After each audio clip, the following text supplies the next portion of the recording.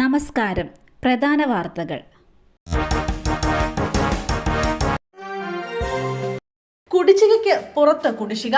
Medical കോളേജിൽ മരുന്ന് വിതരണം നിർത്താൻ വിതരണക്കാർ. കോഴിക്കോട് മെഡിക്കൽ കോളേജിൽ മരുന്ന് വിതരണം നിർത്താൻ വിതരണക്കാർ. ഈ മാസം 10 മുതൽ മരുന്നും സർജിക്കൽ ഉപകരണങ്ങളും വിതരണം ചെയ്യേണ്ട എന്നാണ് തീരുമാനം.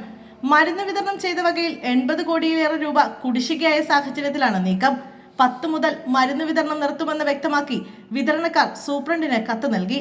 മരുന്ന് വിതരണം ചെയ്ത് 90 ദിവസത്തിനുള്ളിലെങ്കിലും ബിൽ തുക ലഭ്യമാക്കണമെന്നാണ് വിതരണക്കാരുടെ ആവശ്യം.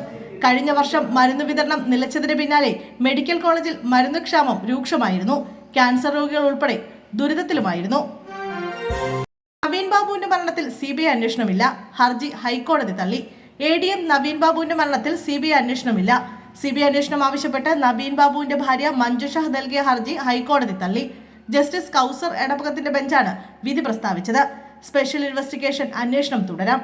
കേസ് ഡയറി പരിശോധിച്ച കോടതി നിലവിലെ അന്വേഷണത്തിൽ തൃപ്തി പ്രകടിപ്പിച്ചു. കേസ് അന്വേഷണം കാര്യക്ഷമമായി നടക്കണമെന്ന് ഹൈക്കോടതി നിർദ്ദേശിച്ചു. സ്വതന്ത്രവും നീതിപൂർവകവുമായ അന്വേഷണം നടക്കണം.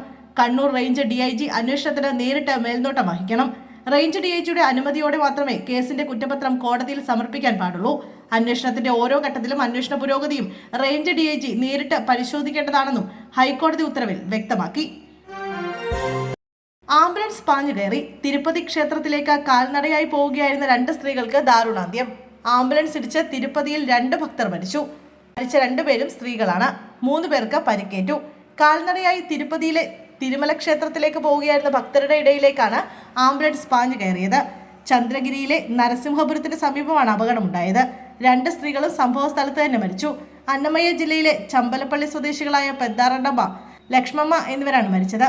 പൂങ്ങന്നൂരിൽ നിന്ന് ശ്രീ വെങ്കടേശ്വര ക്ഷേത്രത്തിലേക്ക് നടന്നു പോവുകയായിരുന്നു ഇവർ. ആംബുലൻസ് മദനപ്പള്ളിയിൽ നിന്ന് തിരുപ്പതിയിലേക്ക് രോഗിയുമായി പോവുകയായിരുന്നു. പരിക്കേറ്റ 3 പേരെ തിരുപ്പതിയിലെ റുയ ആശുപത്രിയിലേക്ക് മാറ്റി. അപകട കാരണം എന്താണെന്ന് വ്യക്തമല്ല. പ്രദേശത്തെ കനത്ത മൂടൽമഞ്ഞ് കാരണം ഡ്രൈവർക്ക് കാഴ്ച മറഞ്ഞതാകാം അപകട കാരണമെന്നാണ് പോലീസിന്റെ പ്രാഥമിക നിഗമനം. അൻവറിന്റെ അറസ്റ്റ് പ്രതികാര നടപടി. പിന്തുണയുമായി VD സതീശൻ. PV അൻവറിന്റെ അറസ്റ്റ് രാഷ്ട്രീയ പ്രതികാര നടപടിയെന്നും പിന്നിൽ ഉന്നത ഗൂഢാലോചനയുണ്ടെന്നും പ്രതിപക്ഷ നേതാവ് VD സതീശൻ. പിണറായി വിജയനെയും ഉപജാപക സംഘത്തെയും എതിർക്കുന്ന ആർക്കും ഈ ഗതി വരുമെന്ന സന്ദേശമാണ് അൻവറിന്റെ അറസ്റ്റിലൂടെ സർക്കാർ നൽകുന്നതെന്നും പ്രതിപക്ഷ നേതാവ് വാർത്താക്കുറിപ്പിലൂടെ അറിയിച്ചു. നിരന്തരമുണ്ടാകുന്ന വന്യജീവി ആക്രമണങ്ങൾ തടയുന്നതിൽ വരുത്തുന്ന ഗുരുതരമായ വീഴ്ചയെയും ഉദ്യോഗസ്ഥർക്ക് അമിതാധികാരം നൽകുന്ന വനനിയമത്തിലെ ഭേദഗതിയും എതിർത്താണ് അൻവറിന്റെ നേതൃത്വത്തിൽ സമരം നടന്നത്. സമരത്തിൽ ഉന്നയിക്കപ്പെട്ട വിഷയങ്ങൾ പരിഹരിക്കുന്നതിന് പകരം സമരം ചെയ്തവരെ കൊടും കുറ്റവാളികളെ പോലെ അറസ്റ്റ് ചെയ്യുന്നത് അംഗീകരിക്കാനാകില്ലെന്നും പ്രതിപക്ഷ നേതാവ് വ്യക്തമാക്കി. ഇന്ത്യയിലും HMPV സ്ഥിരീകരിച്ചത് 8 മാസം പ്രായമുള്ള കുഞ്ഞിന്. ജാഗ്രതയിലേക്ക് രാജ്യം. ഇന്ത്യയിൽ HMPV കേസ് സ്ഥിരീകരിച്ചു. സ്വകാര്യ ആശുപത്രിയിൽ ചികിത്സയിലുള്ള 8 മാസം പ്രായമുള്ള കുഞ്ഞിനാണ് രോഗം സ്ഥിരീകരിച്ചത്. ബംഗളൂരുവിലാണ് ആദ്യ കേസ് സ്ഥിരീകരിച്ചത്. കുട്ടിക്ക് വിദേശയാത്രാ പശ്ചാത്തലമില്ല. രോഗം എവിടെ നിന്നാണ് വന്നത് എന്നതിൽ വ്യക്തതയില്ല. ഹ്യൂമൻ മെറ്റാന്യൂമോ വൈറസിന്റെ ഇന്ത്യയിൽ റിപ്പോർട്ട് ചെയ്ത ആദ്യ കേസാണിത്. ചൈനീസ് വേരിയന്റ് ആണോ എന്നതിൽ സ്ഥിരീകരണമില്ല. പരിശോധന തുടരുമെന്ന് കർണാടക ആരോഗ്യവകുപ്പ് അറിയിച്ചു.